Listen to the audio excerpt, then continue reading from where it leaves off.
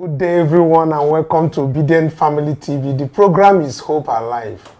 Yes, there is hope, and the new Nigeria is certainly possible. Now, good morning, afternoon, and evening, depending your time zone. Today, we've come again to have a discussion on what is happening in Nigeria. Of course, you know that we are credible opposition to the Tinubu-led administration. So we come to have discussion on the things that are really happening in Nigeria that is affecting the common man in the streets. We'll start with the issue of Tinubu's allocating about 600 and something billion naira to an entity, to agencies that are not even, that's wrong agencies in the 2024 budgets.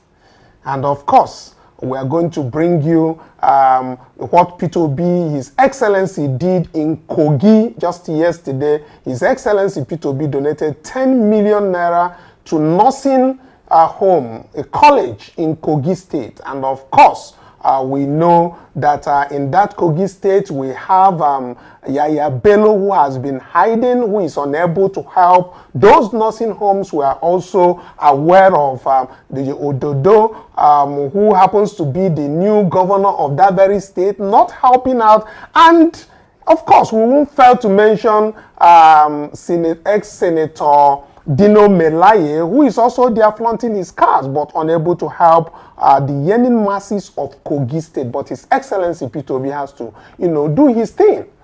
And we have a whole lot of other things that we'll be bringing to you, especially again about what is happening. The brouhaha that is happening in Rivers State is unending. As now, the High Court of Rivers State has even restrained not just the governors in Fubara, but also the chief judge of the state from dealing with the Martin Emehule faction of the Rivers State House of Assembly. And a whole lot that we're going to have a discussion on. And with me to have this very discussion here is our new one who is just coming on, Akike, and of course, my right-hand person at the studio for now, who is also by my side here. Let's get it started. Let's start with this very budget of a thing that is just everywhere, and the the reports that we have that has to deal with the analysis of this wrongfully placed budget. People at this Home of Affairs will do an analysis by Tracker, an open source service delivery monitoring platform, has revealed that the federal government allocated 2,558 projects worth about 628 billion to the wrong agency in the 2024 budget.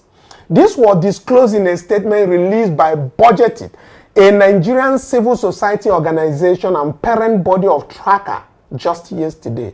The report identified misplaced projects across different agencies, and the Small and Medium Enterprise Development Agency, SMEDAN, was particularly frequent in this report. For instance, the federal government allocated 5 billion to SMEDAN to purchase and distribute official vehicles to selected traditional rulers in the 6 geopolitical zones in the country. SMEDAN was also allocated 1.2 billion for the purchase of operational vehicles across southwestern states, and another 1 billion to provide medical outreach services in selected communities in Kaduna State. Furthermore, the report highlighted how the FG allocated 732 billion for the vague empowerment project in the 2024 budget. It partly blamed the National Assembly for the vague budget lines and pointed out that the allocation could be problematic for fiscal transparency. In quote, previously, empowerment projects were limited to constituency projects, but over the years, they have gradually seeped into capital projects through insertion by the National Assembly. That is what the report said. Now, in this 2024 federal government budget, there were 4,440 empowerment projects. Tracker maintains that Empowerment projects are vague and challenging to track due to their nature. These projects are also used as a funnel to transfer public resources to party loyalists, resulting in the misuse of public funds. Concluding this report, Tracker called the anti-graft agencies to probe the budgetary anomalies to prevent misappropriation of funds. Now, for us to have this very conversation, recall before now, Mercy, that we've been having a discussion here concerning what the constituency projects are in the first place. It seems like even the electorate, the people who are in the local areas, the constituencies, they don't really understand what this very thing that they call constituency project. But they elect leaders who will go to National Assembly to represent them. We have talked about the 2024 budget to the extent where Ningi was suspended, Senator Ningi was suspended. But at the same time, Ningi, before his suspension, had exposed that there are different budgets that is being implemented by the federal government. But looking at this very data and report that is coming out, it is obvious that it seems intentional, either from the side of the government not to be blaming the National Assembly, because for Smidan to be handling purchase of vehicles to be given to traditional rulers, I mean, is weird. I mean, and it seems like what His Excellency Peter Obi said the other time about Tinubu actually dealing with about 4 different budgets or implementing 4 different budgets. This is an open area for embezzlement. Well, of course, we need to let Nigerians know. But before you come into it, let's look at the data that came out from there. That very data, let's take them one after the other so that we can talk on it. On this very coming out from Smidan headquarters, this is the procurement and distribution of official vehicles to selected traditional rulers in the 6 geopolitical zone in Nigeria. This is multiple slots, 5 billion for that. Then we have the one that is coming out from Defense Headquarters, construction of 3-bedroom blocks of 6 flats, 4.8 billion. Then we have State House Headquarters, purchase of State House operational vehicles, 4 billion. Now, we are talking about the disparities and we are talking about the frequency of Smidan. So, if we look at the other one on Smidan again, we see purchase of operational vehicles for security purposes across Oyo, Ogun, Lagos, Ekiti, Ondo, and Osun at 1.2 billion. Wow. We can go on and on. We see another provision of medical outreach services to some selected communities in Kaduna State, multiple slots, 1 billion. What is Smidan doing with provision of medical outreach? Don't we have Ministry of Education, of Health again? Then in the same Smidan headquarters, we have construction and equipment of skill acquisition. This is understandable. Skill Acquisition Center for Youth and Women in Peru, Ikene, LGA in Ogun State. Understandable. Provision of medical, that one is 1 billion. The other one is 1 billion. Provision of medical outreach services. This is Smidan again of provision of medical outreach services in some selected communities in Kaduna State. Medical outreach. Let me quickly come back because this is just too much. We can go on and on. So, Mercy, you think that Smidan should be dealing with what health-related matters, or they should be dealing with what it is? It is meant for, if I'm not mistaken, medium and small businesses. I think, why is it that it's only in Nigeria that we have this normal case of misappropriation of funds, you know? Because this is actually, if you look into it carefully, you know that there is no other case than embezzlement. It's coming from wrong allocations. Exactly.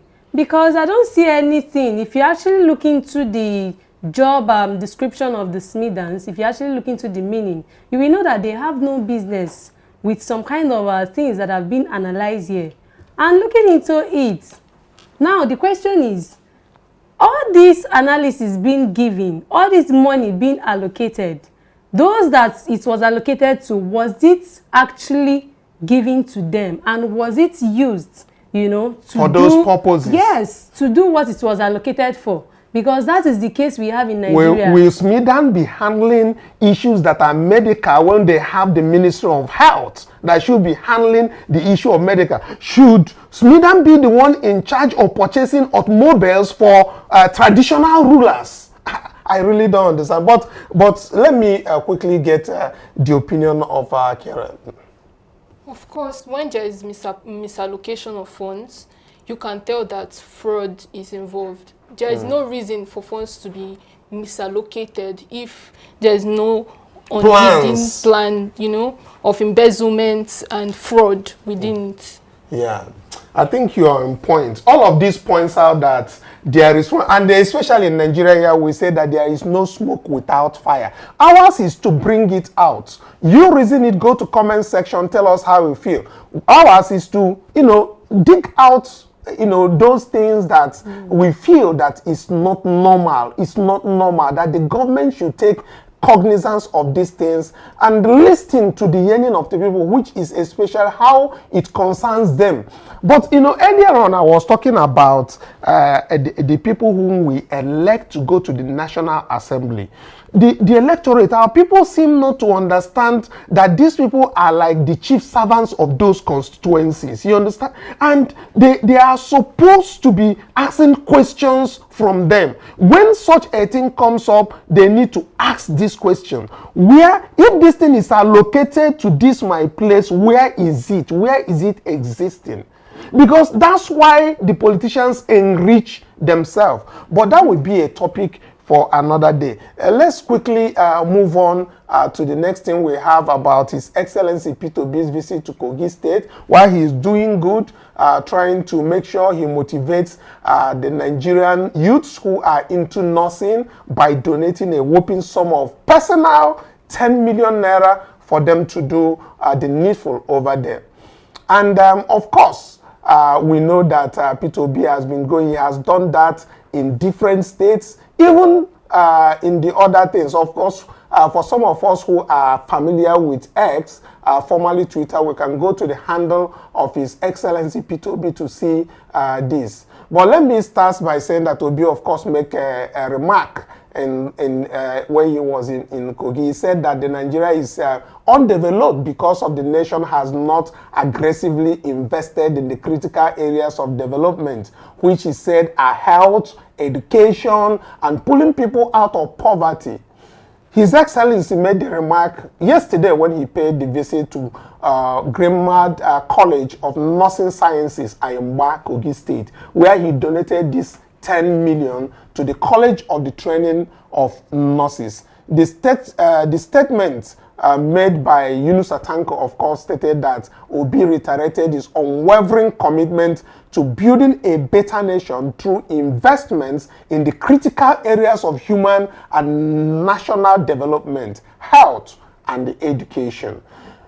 In quote, I have not only remained consistent in urging government at all levels to invest more in health and education, but I have also continued to call on donor agencies to do the same. Our investment in the future of our children is for the good of the society and the progress of the nation.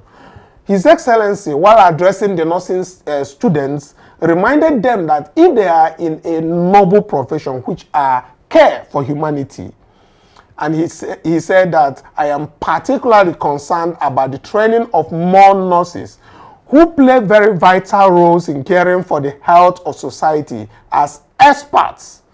Continue to warn of severe shortage of nurses. We know we must remain proactive by investing in their training. Through that, we can have enough for our domestic health sector.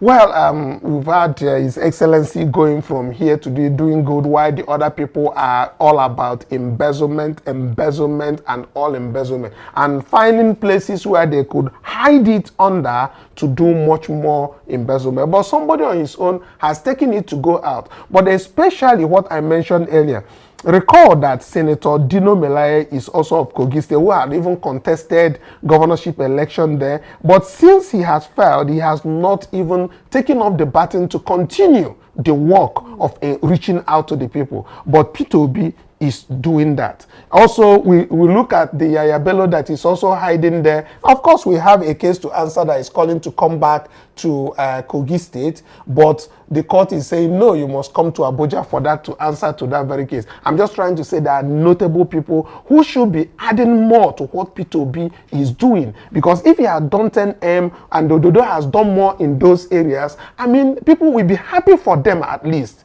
But it's just about owing workers and all of that in Kogi State. And that is what makes him an outstanding leader. You know, His Excellency, Mr. Peter Obi, is the kind of leader that Nigeria needs. Because if you actually look into the works that he does not segregate. He's an Igbo man, but he moves from the north to the east, from the east to the west, doing what he can do in order to make sure that the people are happy. And even when victory is being taken away from him, he keeps on doing what he can do. You said that there is one video of His Excellency that made you fall in love some 2-3 years ago with him, and that video has to do about addressing people in the US, but talking mostly about the happenings, about how Nigeria must be, you know, be brought together even before he became the candidate of the Labour Party. Let's even take a listen to that. I was just talking to somebody this morning, and I said, listen, people are protesting in Iran. They're not protesting in Nigeria. But people don't know that the protests will come. If Iranians can protest, Iran has a GDP of 400 billion. With 79 million people, their per capita is 6,050 naira, $50. And they're protesting. Nigeria per capita is 2,000. So the person with 6,000 is protesting. We're not. Iran generates 74,000 megawatts of electricity. We generate 4. And they're protesting. Iran has the unemployment of 11% and youth unemployment of 25%. We have unemployment of 19.8 and youth unemployment of 61%. So those youths will protest one day. Those of us who happen to be lucky to live in Ikwe and Victoria Island, I say to them every day, if we don't look for food for those who live in Ajegunle, one day we will not be living. So my people, what you need to do is, I believe that you must invest in Nigeria, you must bring your investment. What else can you do? Well, above all, for last request is most critical. We must change the managers of Nigeria. And somebody asks, how about your life? You ask that question. You know why you ask that question? Nigeria has become a case of where lunatics took over the asylum. And we know what lunatics do when you want to take anything back from them. They create a thing as if there's a war. So you run away. If a madman comes there, you say, hey, everybody say, I don't want to touch this madman. That's what they're doing. We need to take it back. We need to become as mad as they are and take it back. They can manage it. You have a critical problem.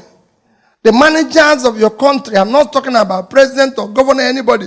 Fella hit it. The lower people, none of you knows who is in your local government. Every local government in Nigeria receives 100 million naira every month. Go and look for their chairman, they are nowhere to be found. And the same thing goes with your state. You have a situation today where people are owing salary for 7 months and they're celebrating their birthday. How can you say a thing like that? How can you be celebrating when you've ruined people's life. People are dying, and you're celebrating, and people are watching it on TV. It's a crisis. And the only people that can stop that crisis is you. They can't stop it. Telling people in lunch that when I found it amazing that even people in America are part of the problem. As governor, I come here, you know what people tell me? This man bought this house, this man bought this house. Where are you going to buy your own? Why will I buy a house in America? I don't live in America. I have nothing to do with America. It only cost me $200 to come here and go. Why will I buy a house? Americans should live in America. I'm a Nigerian. I live in Onitsha. That is where I should live. I go to South Africa. I go to everywhere. I say, buy a house in South Africa. How many South Africans have bought a house in Nigeria? How many Americans have bought a house in Nigeria? So why would Nigerians come here? You live here. Yes, you can own a house here. But not people. I come here as governor, and Nigerians will tell you, oh, let's bring somebody and have a party. Why will I leave Nigeria to come and do party here? No way. I should come here as a beggar for you to give me something to take home, not to come and celebrate here. I have people who need food in the country. And Nigerians are celebrating here. And you go there and become them His Excellency, when you should push them to go back and do their work at home. So start telling them, if your governor comes here or local government chairman, do not be part of celebrating him. Tell him to go home and fix what he's supposed to do. Don't encourage him to waste the resources. He didn't come with his money. He came with your money. We're asking you to bring back your own. What we need to do is to manage that which is there effectively. Your country, to tell you how bad your country has gone. In 1980, so Messi, as you can see, that is, you said these are what brought you. But looking at it from the starting point of this, that at least this is what you said, is this very, what His Excellency Peter Obi said that made you to say this man is the man for Nigeria. But he started with saying that protests, it was happening in Iran as at that time. This is an old video. You get it then. And that protest was happening in Iran, but was not happening in Nigeria at that very time. And people deemed in Nigeria to be okay. But then he was comparing the GDP. People are protesting because they are not having enough GDP. But he said, compare what they have over there to what you have. So if they are protesting about not having enough money, then people who are in Nigeria here are not even protesting about their own minimum wage that we are talking about. The strike, they said, is just to favor a few people who are, of course, the Oga at the top, the NLC and the TUC and the likes. So why is our people not thinking that is the right thing? Because protest is not a crime, as far as it is not a dangerous kind of event or stuff like that, but the Constitution permits you to protest. That is showing your displeasure to the government. Because for now, if we're talking about the workers' minimum wage that has been stored by different things, nobody is talking about it. No protest is going on. So it's the assumption that they are okay with the 62 or even the 30,000 naira that they have been paid before. Look at Kenya, for instance, what happened there. Protests brought them even a discussion, the youths having a discussion with their president. You understand? Of course, some people lost their lives, but at the same time, it ended up bringing good things to that place. Even their, I think, electoral umpires yesterday, they had to review and bring new people in and sign a bill. But the one of INEC here, we are faced with the same Mahmoud Yakubu, who conducted an election that everybody knew was fraudulent. It is the same man who deceived Nigerians, not just Obedience or well-meaning Nigerians, but Nigerians as a whole, to say they are going to do an electronic transmission, and we believed him. It is the same man that has been handling election since all this while. Why are people not protesting? Did they think that protest is a wrong thing to do? Don't they know that protest is a constitutional provision, that people have the right to protest, that their salary is so poor, that the hardship they have in the country is so poor? But before you make your comment, let's take a listen to how protests bring citizens asking strong questions directly to their president, and he must answer. Let's take a listen to how the questions came about in Kenya directly with their president, and he has to answer those questions, no matter how hard those questions are. People have their rights. Let's take a listen. Over 100,000 Kenyans, majority who are youth, joined the president's social media engagement platform to express their concerns with President William Ruto's administration. That manufacture steel.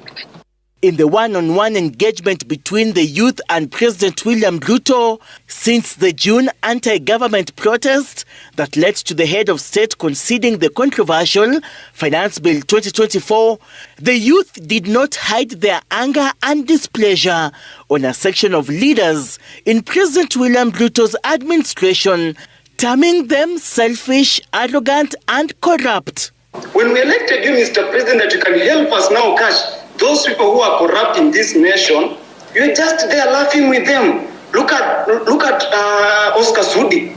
He's flaunting with 20 million in a bag in a public forum. I agree that some of our officials are arrogant. Some of them, speak out of turn, and then some of them display, obnoxious opulence, if I may say that. Which does not just anger the public. Sometimes I call in some of those people and I give them a piece of my mind. The youth demanding that the head of state cracks the whip on rogue police officers who led to the massacre of over 40 innocent Kenyans, including 12-year-old Kennedy Onyango, who was fatally shot in Ongata Rongai during the anti-government demonstration. He's talking about the number of bullets that killed a citizen. He's talking about a citizen in Githurai attacking the police at 3 a.m.? Really? Honestly, Mr. William Ruto, your accountability is zero. I'm quite dismayed, honestly, because you came here to answer to the citizens, but you're taking zero accountability for it. And if you say they're independent, why do you laud the police for the matter of civilians? The guy called Rex, he was a guy, basically, he was a guy who was born in 2002.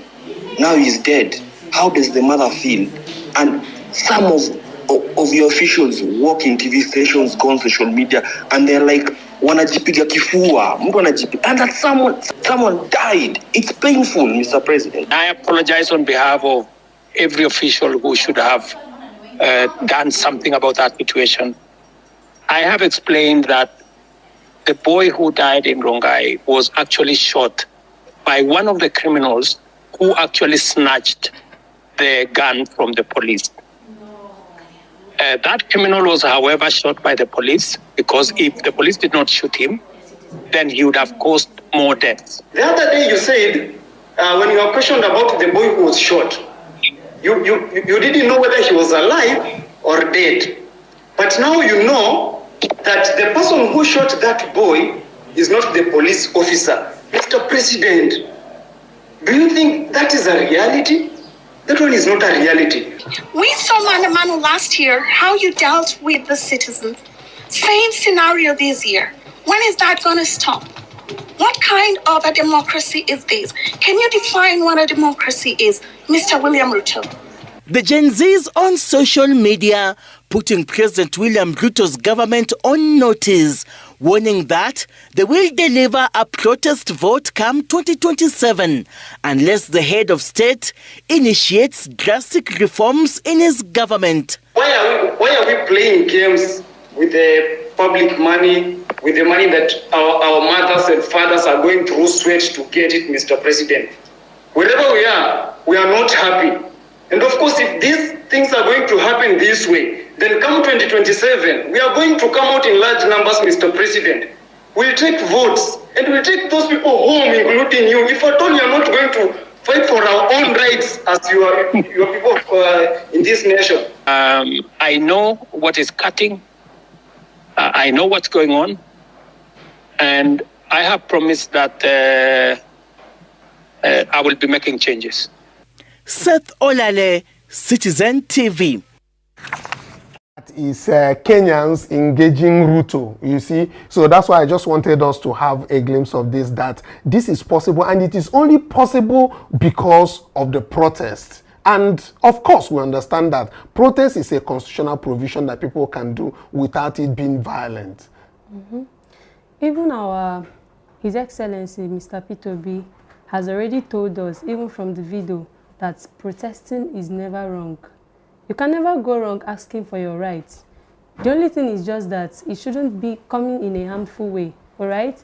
So, looking at it, Nigerians, to be honest, if we no protests, we go to die of hunger. That just be the thing.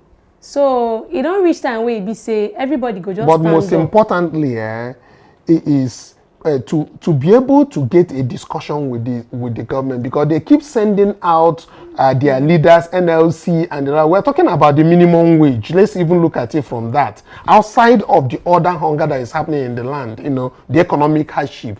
But for the people who are actually advocating for their salaries to be increased, I mean, right now, what if they are not getting anything coming out to the National Assembly from the NLC? Why is it that they cannot protest without being violent about it? At least to show that that something is actually touching them.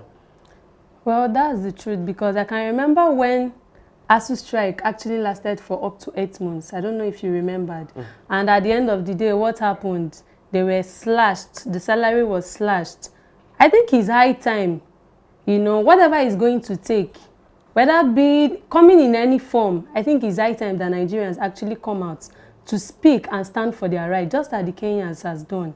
If you can see, they are having a conversation with their president, meaning that there is an understanding, meaning that the government is ready to understand the needs of the people and also to provide for them. So if Nigerians have not really gotten to that extent, then there will be no change. So it's time for us to stand up and know what we can do in order to bring this change. Okay, Princess, what's your thoughts on this too? Okay, I think that Nigerians are afraid. It's normal, having seen how the former protests, like as big as NSAS, ended for them. So Nigerians are afraid to come out to protest. But we cannot be so afraid to the extent we just let hunger kill us before the protest or anything that the government decides to do to anybody that protests. We must come out in our numbers and exercise our constitutional rights. Without being violent. Without being violent. Thank you very much. I think that is as much as we are going to take on this. And of course, we'll be coming your way again later this evening, where we'll be looking out for the Obidient Family Cooperative Society time, the reports that will be coming in. And at that very time, we'll also bring you different things that are also coming up that we are unable due to time factor to take in at this very hour. So until we come your way again this evening, bye for now.